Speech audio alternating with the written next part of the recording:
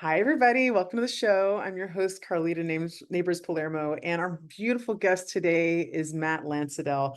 I was so thrilled to discover Matt online because he just really embodies what it means to be an emotionally in touch, emotionally intelligent person. He's a highly sensitive person. We're going to talk about what that even means. Just models so much that I think is really helpful to see coming from a man for one thing, but also just his unique wisdom. You're going to love it. Really excited to introduce you to him. Quick story about him. He's a transformative life coach, empathic healer, and spiritual teacher from Calgary, Canada. Matt specializes in teaching people how to heal shame and trauma and to embody their authentic self so they can enjoy meaningful connections in their lives. His areas of expertise are working with highly sensitive people, which we're going to shorthand to HSPs sometimes during this chat, empaths, and gay men to develop a stronger sense of self-worth. Welcome, Matt.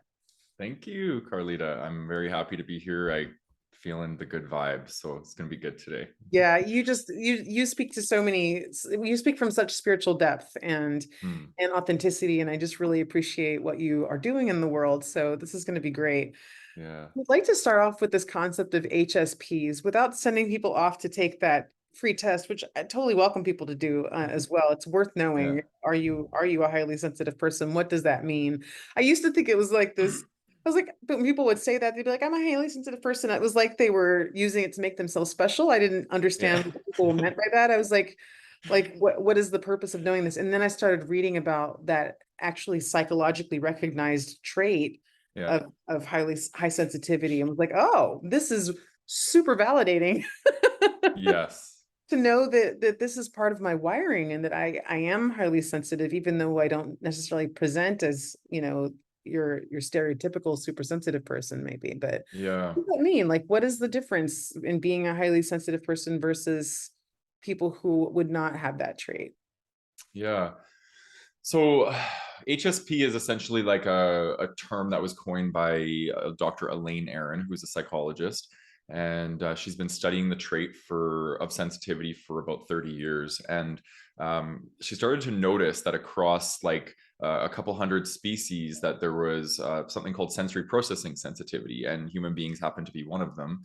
And basically, it means our nervous systems are more highly attuned to ourselves and to our environment. So we're able to notice things like subtleties. We're able to notice details that other people don't. We process information a lot deeper. We tend to be more emotionally reactive to both positive and negative emotions, and we possess high empathy. So these are, definitely, this is more the science of sensitivity. Oftentimes we hear the word sensitive and we attribute it just to emotional sensitivity, or that we're hurt, or we're fragile, we're weak, these sorts of things. And that's not the case when you're talking about sensory processing sensitivity. So, Yeah. and it's across gender. So 50% male, 50% female. About 20% of the world's population scores high on SPS, which is sensory processing sensitivity. 30% of highly sensitive people are also extroverts. So that debunks this myth that all sensitive people are introverts. So yeah, I'm sure we'll kind of talk about it as we go through it, but that kind of gives like a baseline of what it means to be HSP. So Yeah, that's an interesting distinction that it's not just emotional sensitivity, that this yeah. is like a systemic sensitivity in a way. Yeah. What does Yeah. that mean? So you have different domains, right? So you have so social sensitivity, emotional sensitivity, sensory. So if you look at what sensory means, it's like our five senses. So we end up having sensitivity in these areas. So examples of these would be somebody could be really sensitive to touch, so tactile or kinesthetic sensitivity. So like a strong sign of somebody's HSP would be if they don't like certain materials like wool or things like that. It really bothers them on their skin. Bright lights is one for highly sensitive people. Loud sounds can be really startling. So like sirens or dogs barking and what that does is when our senses are overstimulated, we become overstimulated. So Mm, if I always describe being HSP as like living in um, a movie where everything is HD, right? High definition. And Yeah. like we're seeing things with so much crisp and clarity, and it's beautiful. Mhm. However, there's the line. And once we cross that line as an HSP, we enter the domain of overstimulation, and Mhm. then we have to learn how to regulate that. So a lot of the work that I do in my practice is I teach highly sensitive people and empaths how to emotionally regulate, because when Yeah. we can regulate our own emotions, then suddenly the world becomes less overwhelming for us. Yeah. Yeah. That's beautiful. I love that you are so focused on emotional intelligence and emotional regulation. Like, what are the basic skills of that? Oh, honestly, the biggest thing is to come down into the body, Mm. right? Thoughts happen in the mind, feelings happen in the body. And a lot of us, what we do as a coping to intense emotions is we think our feelings. And when, what I know about energy and emotions is needs to be discharged. And rumination is what happens when we think our feelings. We just ruminate about them, and it doesn't discharge. Yeah. So we need to become embodied. We need to connect to our soma, right? And we need to allow that connection to be the birthplace of release. And we are able to let go of emotions. We're able to process them, feel them. So there's a saying, if you're not feeling it, you're not healing it. And that's really the baseline of emotion regulation. So That's so smart. And how do people actually begin to feel it? Like, because I know a lot of people don't even realize if they're really cut off from this. They might not even realize that there is a difference between overthinking, over obsessing about something, and yeah. actually feeling. Like, how do we even start to notice the difference there?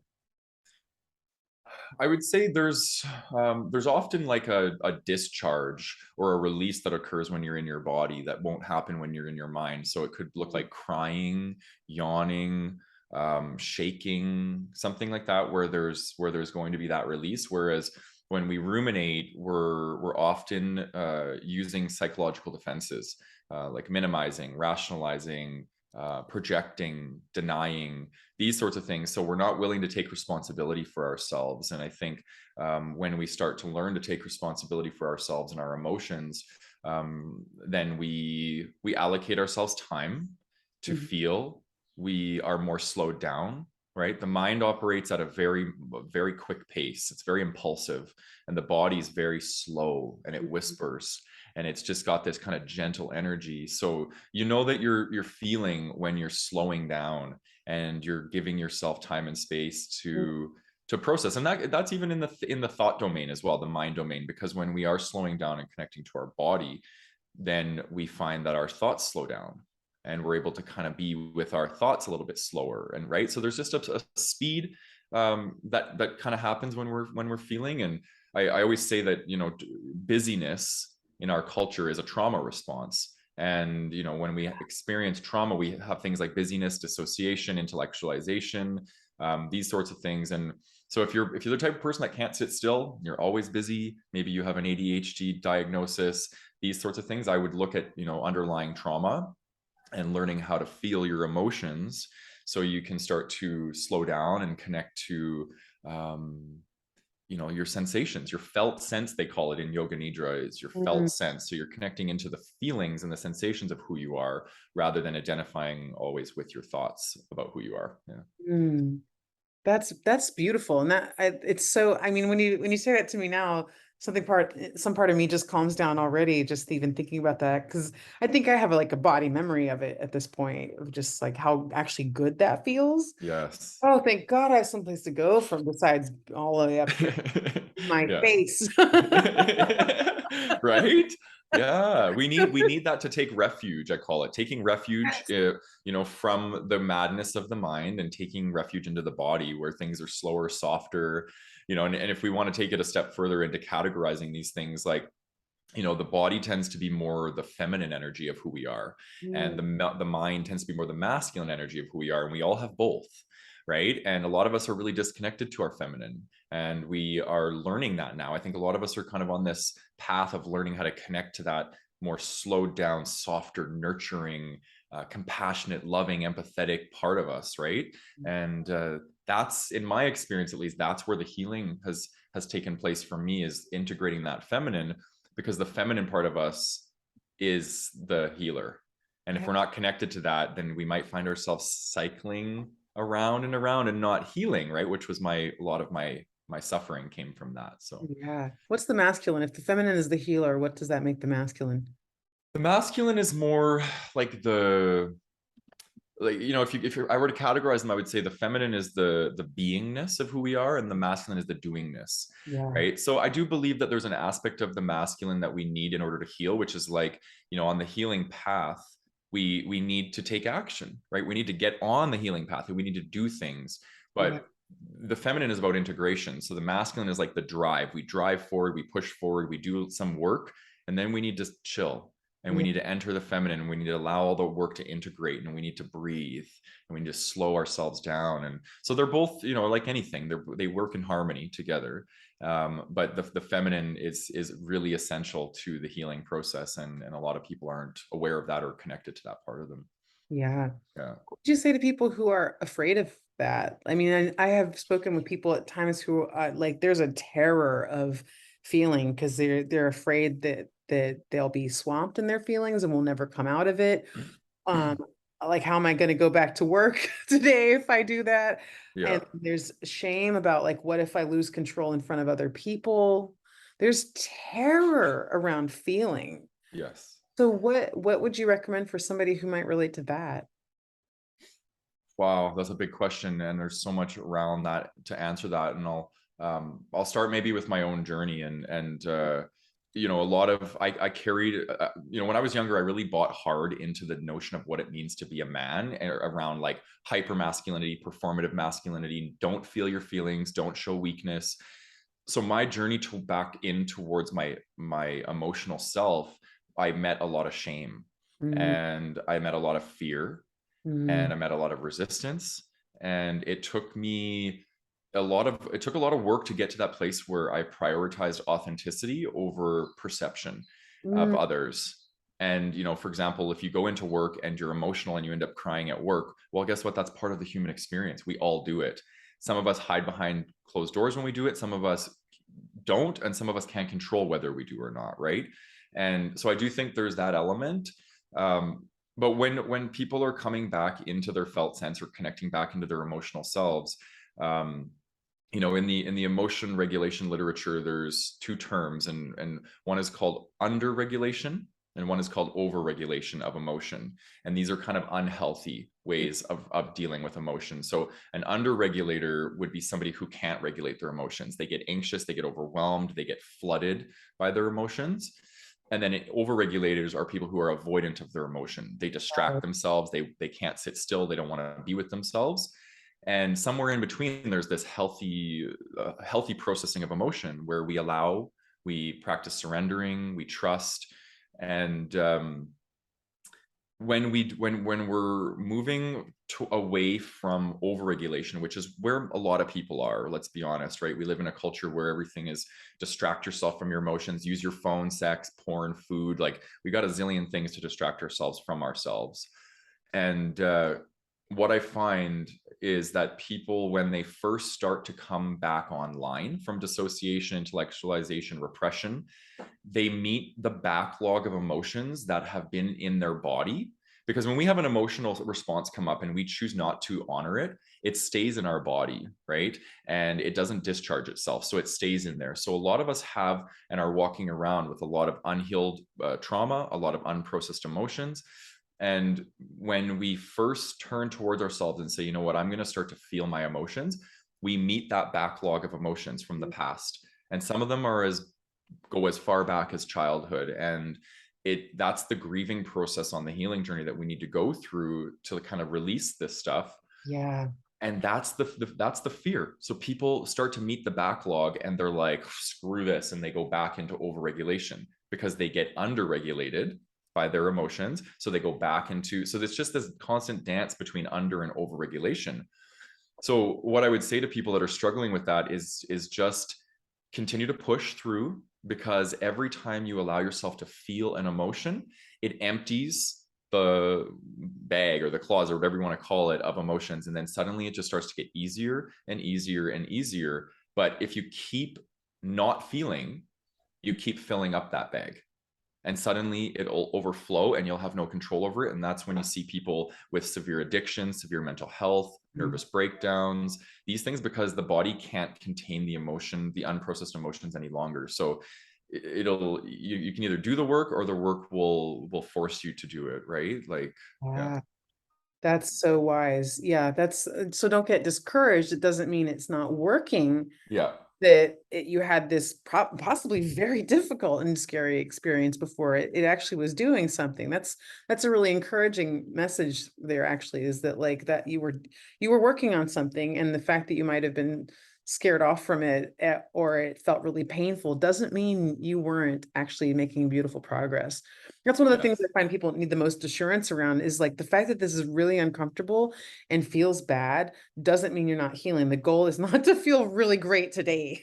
Exactly. Exactly. I have a saying that that I teach to clients, because I teach a concept in my practice called allowance. It's not my concept, but it's a spiritual concept around allowing, welcoming everything, practicing allowing your emotions in. And I always say, whenever we have emotional, like intense things that come up for us, whether they're in thought form or emotional form, they're releasing, not being relived. Because Mhm, there's a big distinction there, because oftentimes when we think we're cycling back, it feels like, oh man, I'm back at this emotion again.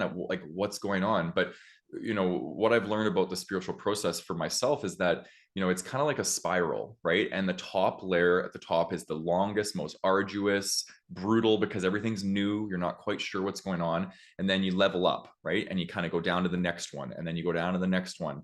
And every time that you allow an emotion to be honored and felt, it's releasing from mhm, you, right? So what I've learned to do now is, whenever I have a strong emotional response to something, in the moment, yes, it's intense. I practice being with it and releasing it, but I always offer myself gratitude after the emotion has left, because I'm like, thank you, because I just created more space inside myself for the things that I want more of in my life, like joy and peace and love and compassion and humility and all these things, right? So that's such a beautiful practice. I mean, it's yeah, appreciating yourself and holding yourself in love through the pain. And that's really, I think, an essential thing for people to understand, is that self-love isn't about just feeling ecstatic about who you are all the time and joyful all the time. We have notions about what self-love means because we don't actually know self-love yet. But exactly. what actual self-love is holding yourself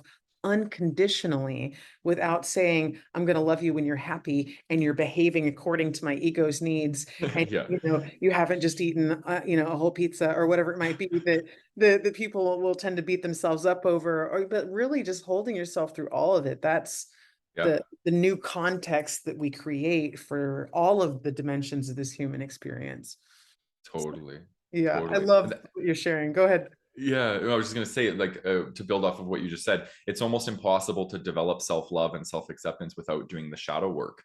And the shadow work is the integration of all of the part of you that wants to eat a whole pizza.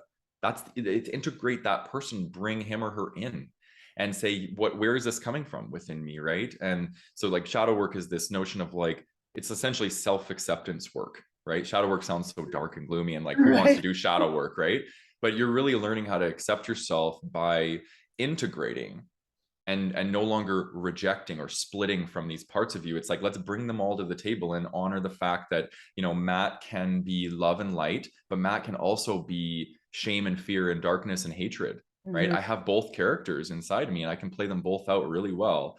And when I was dishonoring my dark side, it was unconscious, and it was wreaking havoc in my life because I wasn't turning towards it and saying, you're a human being, you have dark, you have light, come to the table, let's talk about the darkness. And then something that happens when I did that work and I started to honor my darkness is it became less dark, Mhm. and it became integrated. And then like, my light and my dark kind of almost like became one.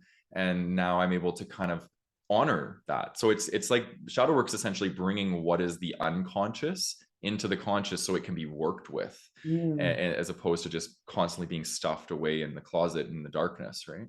Yeah, it's such an important thing, I think, to honor that because it's like it's not trying to get rid of these parts of ourselves. Exactly. Well, I'm supposed to be a good girl, and so a good girl doesn't ever have hateful thoughts towards anybody. Yes. But Yeah. really, it's like there's this part of you that does authentically feel that way right now. So if we invite that part to the table, honor it, welcome it, ask for it to speak with us, engage it in dialogue instead of like, having it shoved off like Cinderella in the closet that doesn't get Yeah. to even speak its mind, but saying this is a real part, then it actually can transform and Totally. it has room to blossom. It's not this part that's being denied its own developmental process off in the Yes. shadows there. Yeah. Yeah, well said. Room to transform. That's so powerful.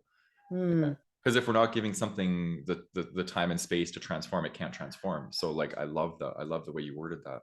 Thanks. Yeah, Beautiful. it's not about like what the behavior is, but it's what's the information that's actually hidden here. So there's less, whenever I have like a moment of being a jerk or doing something that like a habit that doesn't serve me or whatever it is now, it's really helpful to actually not attach to the behavior itself so much.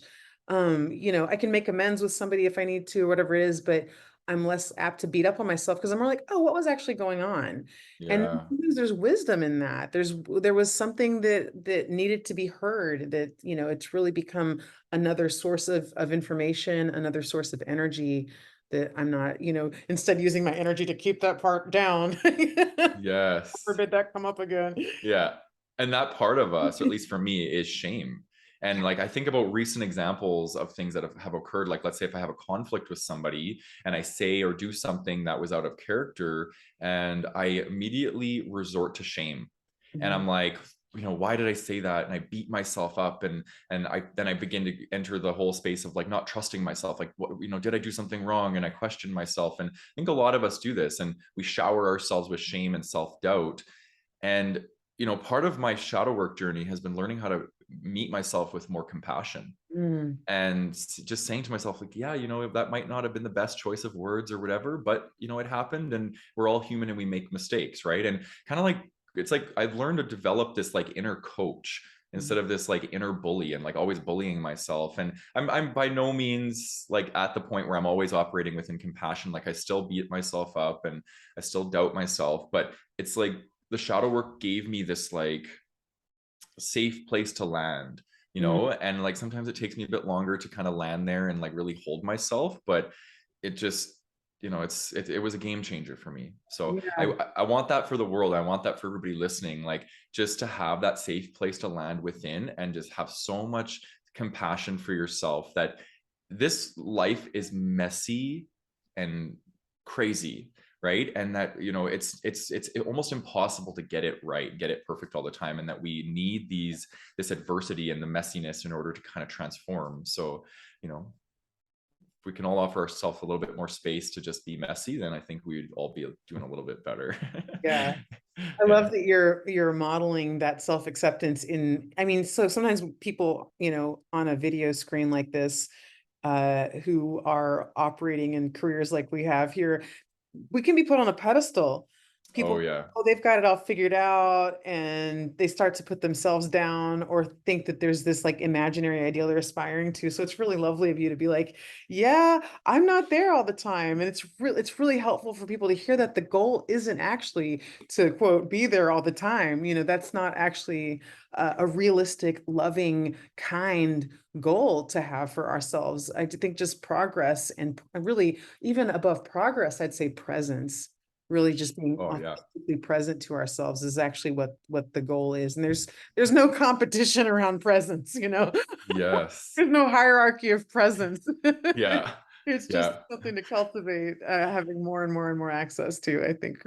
So yeah, we still Yeah. be human. It's just that we notice our lives transform with actually way less change than we think we have to attain. Yes. There's really a lot less inner shifting that needs to happen in order for us to have really different experiences in our outer lives. Yeah. So there's no Yeah. perfectionism here. Yeah, exactly. I think I brought a lot of that into my practice, and I developed a pretty strong spiritual ego along my journey, and then I had to actually break that ego down And that ego told me, and it came from shame. It's interesting that it comes from shame, but Yeah. it came from this place of shame that it's like, if I want to work with people, I have to have it all together, and I have to portray the image of love and light, and that I'm always got it together. And it's, my brand is inspired to be authentic, and I think that came out of, that was about 5 years ago that I changed that brand, and that's when I started to dissolve my spiritual ego, Mm, because I started to realize that authenticity and humility are kind of the same thing. Like, they go, they're hand in hand. And that when I started to share myself very vulnerably and be humble, that yes, I still operate within messiness, and that's what transforms me, and then I level up, right? We always need the messiness. So it's like, when I deny the messiness and just teach the world that I leveled up, but I didn't go through the messiness, well, I'm not being authentic, right? So I had these realizations, and then the more and more I was vulnerable, the more and more my business grew. So yeah. people want to see your messiness, right? Because they're like, wow, like, I'm human, you're human, and that brings us onto the same level to relate. And I debunked the belief that I have to have it all together in order to do this work, because I don't. People hire me to be authentic and to just sit with them and hold space for them to hurt and to feel joy and to do all the things, and they just really want somebody to witness that and be with them in that process. And I don't have to be perfect to do that, right? Yeah, 100%. I relate to Yeah. that so hard. When I got divine guidance that was just like, girl, you're supposed to be working in the love space. What are you doing pretending this is about career purpose and whatnot? And I was like, you're kidding me, right? Because I haven't figured this out. This has been my big quest for years. I still don't have my partner. You've got to be kidding me. It was just like, okay, fine. And I just went and did it because you just don't question the divine whenever you know that you're getting that message right here. And suddenly my business took off. Boom. I mean, like on a whole new level, it just like, I mean, quantum leap after quantum leap. And it was just like, oh, okay, it's not about having some trophy if I have it all figured out now. So anything in people's lives that they think requires them to, have things all, like we're not here to be done. Exactly. Exactly. I We're love not that. actually here to be done. I'm not here so I can get to the end as fast as possible and win. Yes. That's what the ego wants so badly. The ego wants that so badly, right? Right? Just get me to the end. Like I remember hiking in the Andes one time. We're in this beautiful space, but there were a few people on the hike who were just like racing to the end, like it was a race to Machu Picchu. And I'm like, really? Do you see where we are? Like, what's the hurry? But they're on an exercise hike, I guess. I don't know what it was about, but Totally. Yeah. let's enjoy the journey. Yeah. Yeah, and dismantle this incredibly odd expectation our culture has set up around like getting it right. Looking good. Oh boy, is our American culture so all about looking good. Forget the Yeah. contents. It's just supposed to look a certain way. Exactly. That's Yeah. so ego too. And it's like, it sounds like for you, like you maybe were operating in a bit of that, and then you fell into soul purpose, Yes. right? And a soul purpose says you don't have to have it all figured out. We're going to figure it out along the way, right? Yeah. And I'm in that same spot now, and it's so yummy. And it's like you're working with the universe, and the universe is bringing you abundance, and it's just a lot less. Oh, like, I remember when I was in ego and I was trying to build a business, it was like everybody was a threat to me. All my people in my field were my competition. I Mm, didn't understand what co-creation meant. mm, And it's just so much better to be in that soul energy and aligned to your purpose, because then you can trust, you just know that you're taken care of. yeah. It's It's so beautiful. nice. It takes down all of this image stuff that we think we have to have, whether it's like the image on like dating profiles or image, like we really are free to be authentic. And it is super liberating to be Yeah. authentic. I'm not having to keep up anything that isn't real. Like I can just actually enjoy being me without worrying about what you think either, which is a wonderful space to be in. Yeah. And I can still deal with it. Like, I mean, it still hurts when people think something or perceive something in a negative way. But like, I mean, I'm not hanging my happiness on it and I'm not getting hung up on it forever. And I don't fall into the illusion that that's actually real. Yes. But the Yeah. authenticity is so liberating. But you work with authenticity in such a deep way with like even relating. Like what, like I know that you authentic relating is kind of a model in what you do. What does that mean? Yeah. Oh, well, I think, authenticity for me is like being real, being genuine, um, and honoring all of your parts. You know what Mm, I mean? It's like, okay, I'll be authentic, but I'll just let the world know like all my great authentic parts, right? But authenticity is about like bringing everything onto the table, right? And just being real. And then, relating is bringing that dynamic into relationship, into connection. And there's a very strong correlation between authenticity and vulnerability. Yeah. And we need the vulnerability. We need to be able to bring that to the forefront. And that's a cringe word for a lot of people. It's associated with weakness, or you hear the term like vulnerable population, like they're not able to take care of themselves, like they need us to support them. But Right. in the domain of authentic relating, it's actually a superpower. It's a strength to be able to show your whole heart. And I believe that's what courage means. So courage Yeah. comes from the word core, Yeah. and it means to tell the story of your whole heart, or to show your whole heart to the world. And um, it's that was the body of work that I did that really allowed me to heal shame and step into my fullest expression, was authentic relating. And now I teach it, because it's so transformative. Mm. And it's an embodied practice, so you're not telling the stories of your mind. And you think about in relationship or in connection with somebody, how often are we talking about the past, or talking about our anticipation of the future? We're not in the present moment. It's all stories that we're sharing with each other. And authentic relating is about setting the stories aside and showing up in this moment and talking about what's alive, what's coming up for me in this moment, whether it's through sensation, thought, feeling, whatever it is, and exchanging that with another human being and allowing them to see you and allowing you to see them. And it's that witnessing aspect that really starts to strengthen that. Wow, I was just witnessed in a very vulnerable part of my nature, and they still want to be in connection with me. Like, that's really beautiful. And then that's when you get reinforced, and that's when the shame starts to melt away. And it's just such a beautiful art. It really is. I love it. That's so awesome. I love that because it's so, I mean, there's a part of me that was hearing like, yeah, healing happens in relationship. Healing happens in connection with other people. There's in connection with ourselves, yes, and with source and all of that. But there's Mhm. also, that very human part of us that wants to know, will I still have a place in this world? Will I be kicked out of the tribe? Yes. Can I still be who I really am and be loved and Yeah. have a connection with other people? Because it's too much to ask me just to have a healthy relationship with myself. It's too much to ask me just to Yes. have a deep connection with the divine. I need people, and yes, we all Yes. do. So to actually include this as a dimension of that feels very powerful, Mhm. to go be with other people and in that authenticity. The vulnerability piece is huge, and I think that one is, shall we say, misunderstood, as you said, but also like there's this sense of like, am I supposed to overshare? Yeah.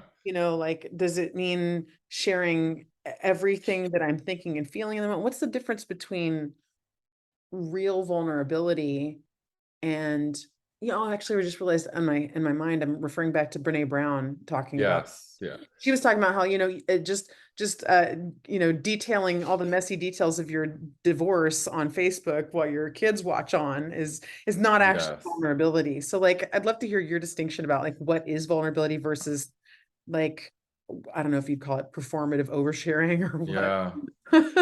My story is a little bit unique in this space because this is my sole purpose. This is what the divine wants me to do. And a lot of people have given feedback, or they'll share, in rude messages on YouTube and stuff, of like, why do you tell people all this stuff? Why do you divulge? It's almost like my work is my journaling and sharing it publicly. And I do that through video or through my writing.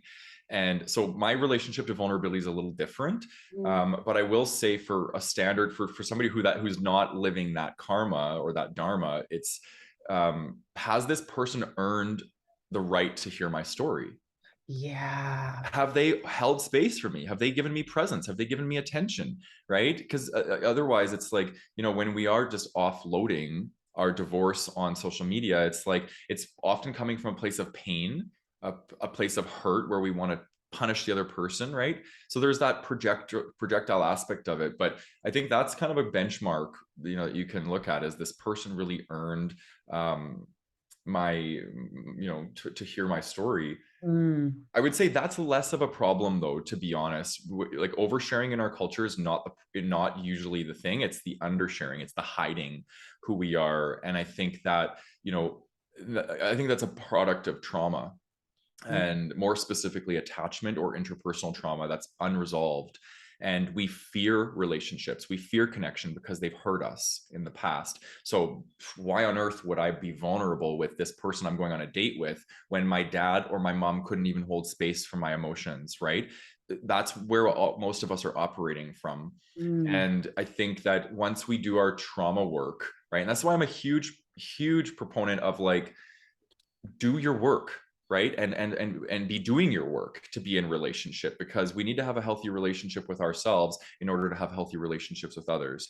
So when we do this trauma healing, this deep inner work, and this grieving of our past, then suddenly vulnerability doesn't become this big scary monster. It's like, you know what, okay, I'm going to be vulnerable, and if this person can't hold space for me, guess who's going to hold space for me? yes. Me. I'll be there for me, right? And that's the safe place to land that we can keep coming back to. So there's such a correlation between these things, like trauma, authenticity, vulnerability. They're all very connected. Yeah. Mm, yeah, and that's such a powerful thing that you just shared about that, because that's really in practical terms what it comes down to is like if I'm trying to create the relationship of my dreams and like get out there and like connect with people, and I'm so triggered by the entire experience of dating itself because I can't handle the pain of being rejected, the Yeah. pain of rejecting someone else. And like we even that word rejection is so loaded, it like implies Yeah. that like, oh, I rejected him. It's like it implies he wasn't good enough. No, I was just like realizing it's not a match. Yes. Yeah. But we use this horrible word that's so painful for all of us. That's like, oh, I rejected him or he rejected me or whatever Yeah. it might be. And in my case, I'm speaking in heterosexual terms, but like it's definitely like do we even need to use those terms? But if we're not able to hold ourselves in the context of for whatever reason, for reasons we will never be privy to and Yeah. need to ever understand. And it could be anything other than the thing that we're thinking it had to be. Like I know so many people who it's funny how quickly we'll go to the body. I was just talking Totally. to a former student of mine who was talking about how she was like, I think I never wound up on TV because my boobs were too small. And I was like, Mm, and she just said that kind of in passing. And I said, do you really think that it was because your boobs were too small? And with further thought, she realized actually it almost certainly wasn't, but yeah. we really tend to default to these things, so we'll project them on other people. And I think for me to have that capacity to sit with, oh, that person's not interested in me, it could be for any number of reasons. I don't abuse myself with these stories about like, oh, it's because I'm too fat or like whatever it's Yes. been in the past. And also just realize like if they're not interested in me, it's not a match because I'm looking for somebody who can't get enough of me, Yes. but also, like, that part of me that's still there that I'm not gonna bypass, that's just like, "Oh, I wanted to have a chance with that person and see what might go on there. Did they miss a chance with me that maybe they were shut off too?" That it's Hmm. dealing with other people's closed offness is painful Yes. sometimes, but I can sit with that part of me and hold her, and it's like I have my own back. So that's when we're actually safe in the face of vulnerability, which means the ability to be wounded, Yeah. um, Yeah. to tolerate a gentler experience of that wounding because we're not going to turn it into self-abuse, but actually be with it and hold it and keep moving and not drown in it? Exactly. Yeah. Yeah. This conversation's so stimulating. I'm like, woo, it's so good. I wanna say, because rejection is such a big thing in the work that I do. It is one of the biggest fears that I work with, because I work with minority and I work with people who feel misunderstood. And I've done a lot of reframing, and it was my shadow work that helped with this. But I don't really use the word rejection. I use the word misalignment, Mm, right? And to the ego, rejection is rejection, but to the soul, rejection is misalignment, yeah, because the universe is always bringing us what we need. Okay, the soul's focused on what we need, the ego's focused on what we want. And if you're operating just out of ego and you're looking for people to relate with romantically, you're going to attract the people that aren't good for you, right? And then when you start opening up your heart, connecting to your soul, then you start to realize that, holy crap, the pool is way smaller, at least it feels smaller, but those people are in alignment to me. yeah, So whenever I experience rejection, I'll just say, you know what, this person didn't reject me. There was just misalignment, and I'm thankful. I offer gratitude to the universe because I'm like, clearly I'm not seeing what the universe is seeing, and they're protecting me from having to go down this path of learning whatever, some karmic lesson or whatever was down that road. Mm. So reframing the relationship to rejection is so crucial in order to be able to step into the energy of courage to keep moving on the dating path, because it's exhausting. I'm on it, right? And it's exhausting dating and being in that pool. But when you can reframe your relationship to rejection, it's a game changer. Yeah. Mm. Yeah. Yeah. And just you remind me too of like when we think about the pool seeming smaller, I tell my, at least as a monogamous person, I tell myself all it takes is one, honey. And you're looking Yes. for a magnificent unicorn that of course, whenever like you meet that person, it will just be like, of course it could only be one. Of course it wasn't 9 million other people. Of course. Like, I mean, Yeah. it's not to say that we couldn't actually have like an abundance of beautiful soulmates, like truly an abundance of that. But even, Yeah. just to remind ourselves and get ourselves out of these scarcity stories, because when it's about alignment, it's not about odds. Yes, Either. When exactly. we get into resonance with the thing we seek, it is so much easier to connect because we're not, like we're not even distracted by the wrong energies anymore, wrong Yeah. for us. So yeah. Yeah, it's about time, I think, in that, like, because I'm a firm believer that, like, when as the closer we get into alignment to ourselves, the more we can get it become a vibrational match to what we want. Mm. However, the journey of getting in alignment to yourself is the healing journey. It's the spiritual journey. And I find that, I've had to go through so many challenging relationships. I call them karmic relationships. And I've had to go through so many of these in order to get to a place where I can those are the relationships that opened my heart. Really, they cracked me open, right? So whenever people approach love or relationships from, I got to do all this deep work and then I can enter relationships, I don't think that's the case. I think the deep work is the relationships. So, bring your messy self into these relationships, and yes, they're going to be messy and they're going to be challenging, but just remember to come back to your breath, because a lot of us sit on the sidelines and we don't enter relationships or even friendships because we're terrified of things like rejection or conflict or whatever, when that's the work. We're here to do that work. That's what makes us conscious. So it's beautiful. Yeah, and that's the work that helps us actually work out what comes up in the context of relationships Exactly. Yeah. with those people. As long as we're not in an abusive situation, it's a really Yeah. handy crucible Yeah. that can be fun along the way, that can even have friendships, on the other side Yeah. sometimes. So Yeah. yeah. Yeah. There's one thing I'd like to bring in with what you do that I think is just so important. And that's a connection with source. And however people might define that, I'd like to know what you mean by having that connection with source. Because to me, like my relationship with self when I was more just ego identified, it wouldn't have been enough, but to be able to connect to something transcendent, game changer, game Yeah. changer, to really like cultivate that. So what do you mean and how do you work with that? That's a big question. um I think the first thing that comes to mind is, I don't know, it just came through. I am what I've been looking for. Like, Mm, that's really what it is. Like, I am source. I am that you're right. So when I'm with myself and I'm feeling my emotions and I'm being that, then I am connected to source. So that's kind of like my way of looking at it. But I just, everything around me, everything is magical. Like, you're magical. I mean, we're creating magic right now, and I can just feel you, right? And it feels so beautiful, right? Like, your source. The river that I was in on the weekend is source. Like, it's all just there for me, and it's part of it is just that slowing down and being able to kind of taste the magic, right? mm, When we're so sped up, we can't actually see the bird sitting on the windowsill, right? We're focused on what we should be doing tomorrow. We're looking at our to-do list, blah blah blah blah blah, right? So that's the biggest thing. And it's so powerful. It's been everything for me. Like, it's what I fall back on when things are so hard for me, is my connection to source. And without it, I don't honestly have no idea where I would be. Like, I've had lots of dark nights of the soul, lots of loneliness. I've done a full course of, healing codependency, which I'm still on that path. And mm. that's some of the deepest work I've ever done, is healing codependency, because there's so much existential loneliness to meet. And I've come to the realization, just even in the last few months, that I'm never alone.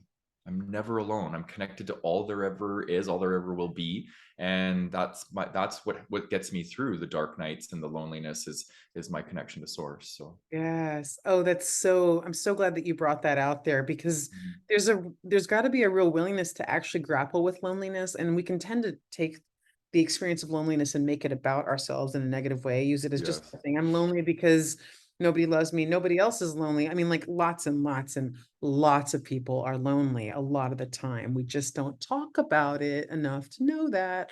But Yep. that's something that especially if you're kind of a different person in this culture, or any sort of minority or any unique context or on a unique journey, like you might experience that more than it seems like other people are around you. Why can't it be as easy for me as it looks like it is for those folks over there? And just being able to be with that loneliness, that source connection is how we learn we're never alone.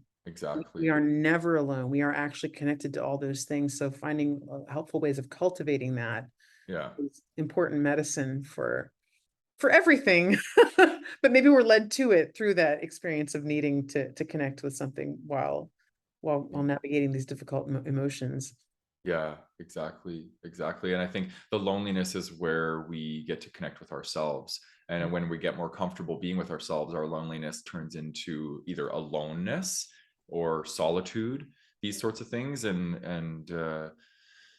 But yeah, it's a tough road. It is a tough road. And I really wanted to say to the listener and viewer that um it's part of it. Like you said, like we all are experiencing it. It's part Mhm. of the human experience, Yeah. right? To be lonely and to feel lonely. And that was what I just recently met. Is this? I went through a period. Well, I was really sick, and I was in my room for like basically 3 weeks. I felt very alone, and I met this deep, deep, deep existential loneliness that I have been feeling since I was a little boy, and it was like just this energy of like I came into this life alone.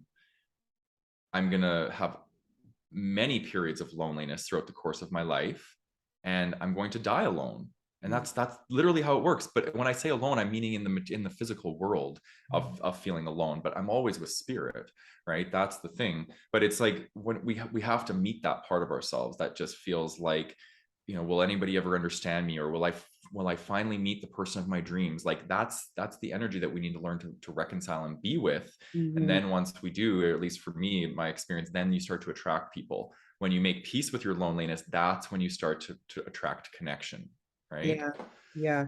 And the pain of loneliness is different too. I carry it differently when I have it now because I'm not making the stories up and I am able to actually be with myself. And when I'm able to just be present with myself without those stories, like I'm actually just really happy to be connected with myself and be like, oh, look at that coming up. And Yeah, when I am able to move through it in that way, it's really interesting how I walk out and the next thing that happens is connection. It seems like exactly. it just really opens the door. I worked through whatever the little I was creating around the loneliness was, and then I go out and have an amazing connection that just appears out of nowhere. So I Yes. think we're opening the doors to magic by being willing to feel these things. And it's not actually just like, oh, I've got to hang out in the dark all the time. Like even loneliness can be full of peace. Yeah. Yeah. Yeah, I agree. And I want to speak to people that were similar to my journey is I've navigated a fearful avoidant attachment style for my most of my life. I didn't realize until the last year that it was fearful avoidant. I always thought it was anxious because I was always attracting avoidant men. And Mm, avoidant men make me anxious because I feel like I'm not getting the connection. I'm not, and it's really fascinating when I learned how to be lonely and be with my loneliness. I stopped attracting the people that weren't able to hold space for me because I learned how to hold space for myself. So if mm, you're somebody that keeps attracting unavailable, emotionally unavailable people in your life, it's probably just a sign that you're being asked to develop how to the skill of how to be emotionally available to yourself. And mm. then boom, you build that skill, and look at what happens around you. People start showing up for you because the universe wants you to learn how to do that for yourself first, before it's because you don't want to be reliant on the world around you to meet those needs for you, right? That's codependency. So Yeah. yeah, I've it's noticed that crazy. even in friendships too. It's like all of my relationships have transformed. New Yeah. people, old friendships that have the friendships that have weathered shall we say, the cleansing. Yeah. Yeah. Like, it's really remarkable how all the relationships have transformed around my own journey with that. So Yeah. that's really cool to hear how you've experienced that. I Yeah. want to share people your free gift that you're offering. It's the Embody Your Truth course, Yeah. 7 days of teachings to guide you to more alignment and authenticity. And you can sign up for that with the link below. Yeah. Do you want to say anything more about the course, Matt? So that was a course that I created when I was living in Southeast Asia, and I did like a year of shadow work. I'm not kidding. It was deep, deep, Wow. deep stuff, and I was meeting these principles through my spirit guides, and so it's just 7 powerful teachings that I used in order to kind of do my shadow work, learn how to accept myself, learn how to feel again. Because my journey, shadow work journey, was a really big part of it was learning how to go from my head to my heart. And so these teachings are kind of like the birthplace of how I started to kind of do that work. So yeah, That's it might beautiful. take longer than 7 days to navigate them. People always say that, oh my god, that's so much for 7 days, but so you can do it in 7 weeks, however long you want to do it, but the content's there. Yeah. And there's also a lot of other really cool courses on your site for people to Yep. explore.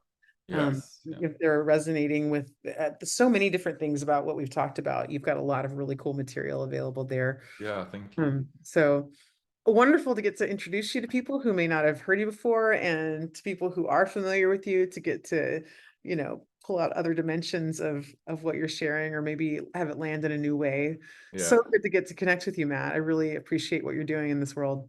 Yeah, likewise. It's been yeah, I feel very lit up right now, and it just feels Yeah. really good. Like your Yeah. energy is so beautiful, and I really support everything you're creating in this life as well, and I look forward to maybe collaborating again in the future. So Thanks so much. I love that. That's one of the most fun things for me. Like, I love hosting these series because I just like, if nobody were watching, I get to make these amazing, beautiful yeah. connections Yeah. that endure into the future. That's part of what's transformed is like, I mean, this whole business, I didn't even think I was going to love space. That was the last thing on my mind when I started my business many years ago.